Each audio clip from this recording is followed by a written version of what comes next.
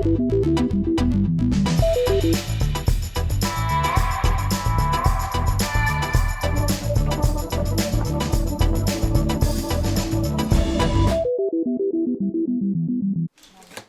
vacinación masiva contra a COVID-19 despertou moitas inquietudes na sociedade, chegando nalgúns casos ao rexeitamento.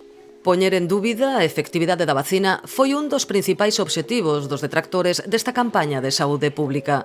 Pero hoxe, con casi o 80% da poboación adulta da Unión Europea xa inmunizada, os datos científicos sobre os resultados deberían animar aos indecisos a dar un paso adiante.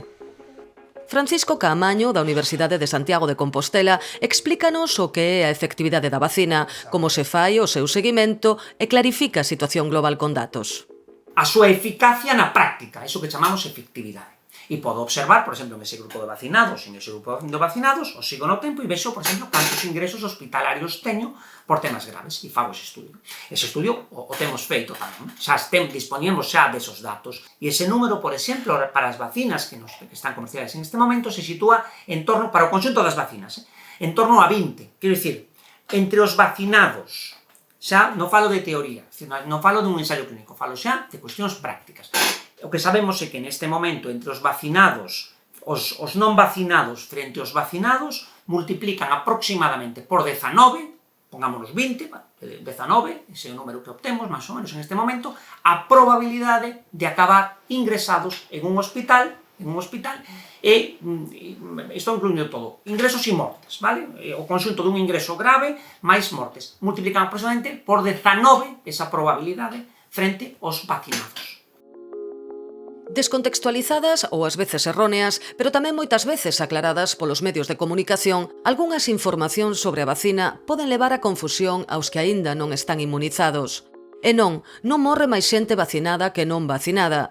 Caamaño explícanolo e insiste en que nos estudios de efectividade deben terse en conta variables tan importantes como a idade ou as patoloxías previas do enfermo.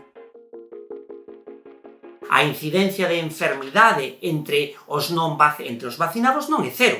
Eso ten un certo valor. Un valor moi inferior á incidencia entre os non vacinados, pero ese valor existe. Supoñamos un país onde todo o mundo estivera vacinado. Supoñamos un país onde teño al 100% da poboación vacinada.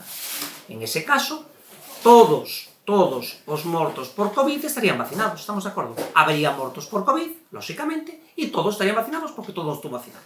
Na medida que en España, por exemplo, temos unha proporción de vacinados cada vez máis alta, lóxicamente, a maior parte pode ocorrer que a maior parte dos individuos que enfermen sexan vacinados.